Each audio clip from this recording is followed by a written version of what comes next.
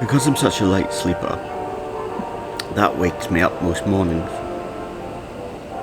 I know they're proud of their heritage, but do they really need to let the whole of Yokosuka know how proud they are? Anyway, time to get up.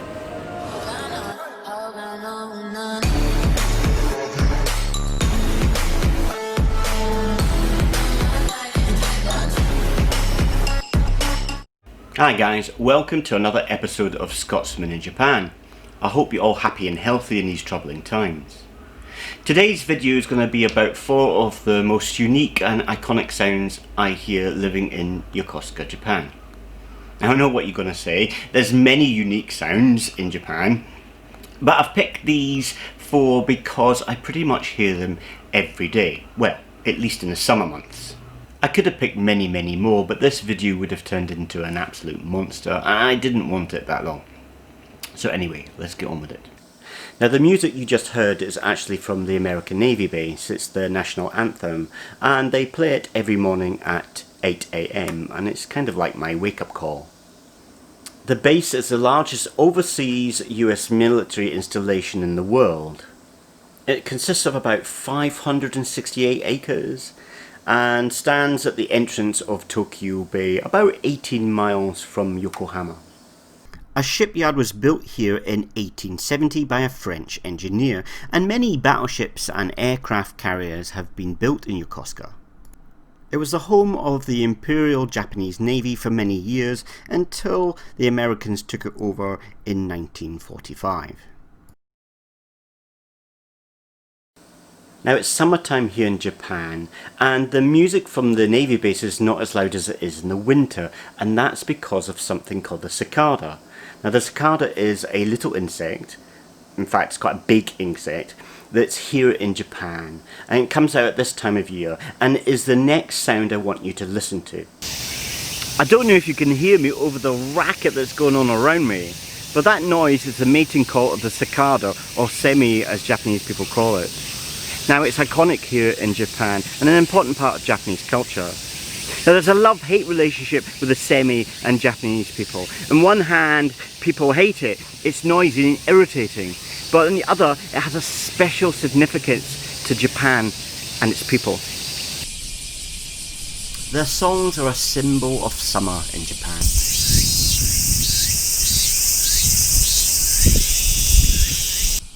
And is used in movies, TV dramas, anime, and even in their literature. In Murasaki Shikibu's The Tale of Genji, Genji attempts to prize Utsumi in her chambers, but after his plan is foiled, he finds one of her robes she casts off to evade him. He later sits down to write a poem about Utsumi, describing her cicada shell robe.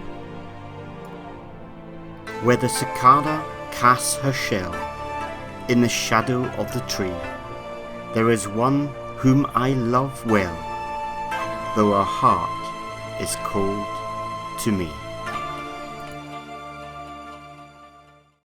Hunting and catching bugs is a popular pastime for Japanese children, and it's not uncommon to see children in the local parks with their nets and boxes, hunting for insects like the cicada.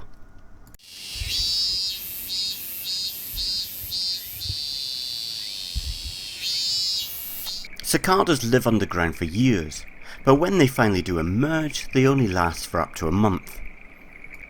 This short lifespan is like a fable to Japanese. It tells them life is short and that you should enjoy every moment.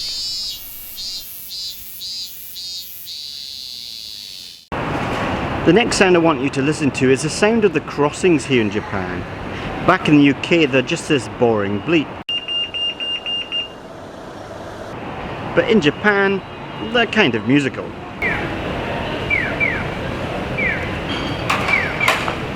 This sound is called the cuckoo, and if I'm not mistaken, I think it's the same sound in America. But that's not the only crossing sounds you'll hear in Japan, there's actually a number of them.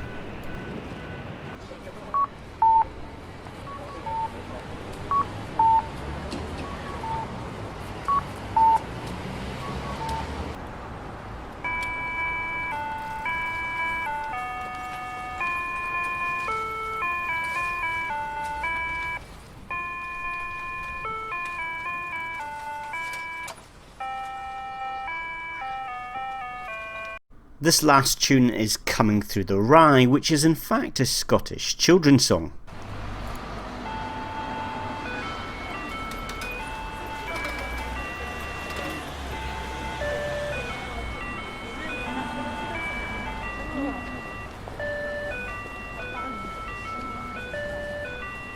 As Japan modernises and upgrades these crossings, we're probably going to hear less and less of the melody type sounds, which is a shame really. Japan is no stranger to natural disasters, sitting on the notorious Ring of Fire, an area in the Pacific Basin where a large number of volcanic eruptions and earthquakes occur. Around about 20% of the world's earthquakes of magnitude 6 or higher happen in Japan.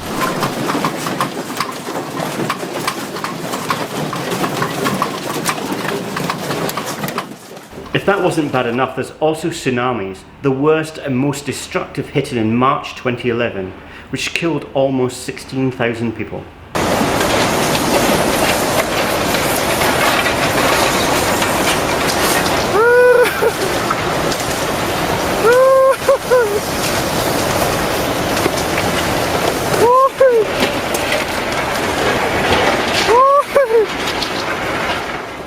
And there's also hurricanes, and I've personally witnessed Hagibis, which hit in October of last year.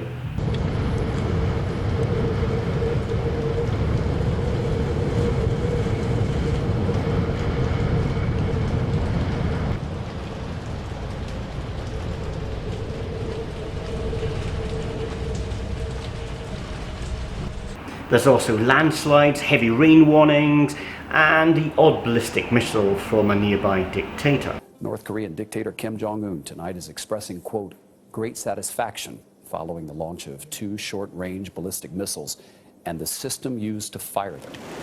As Americans woke up for Thanksgiving, more provocation from North Korea.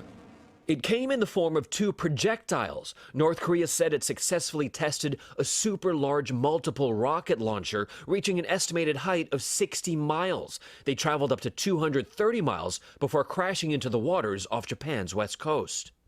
So there's not a lot we can do about these problems except to prepare, and one way Japanese people prepare is through the Japanese warning system, or J-alert for short. These warnings and advisories are broadcast through outdoor speakers, television, radio, and even through email on your mobile phone. I've heard a number of these announcements since moving to Japan. Obviously when Typhoon Hagibis hit, I heard it then. I've heard it on a number of occasions for heavy rain. A flood warning has been declared. A flood warning has been declared.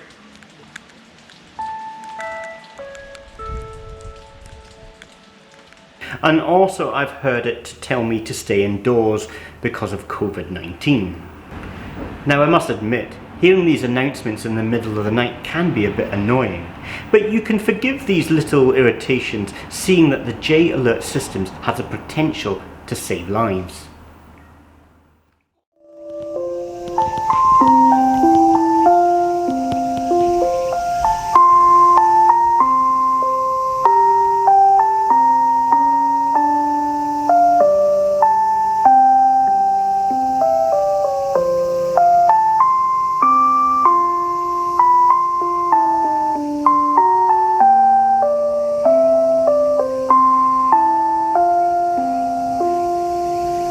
Anybody that lives or visits Japan at some point has probably heard that chime, though it can be slightly different depending on where you live.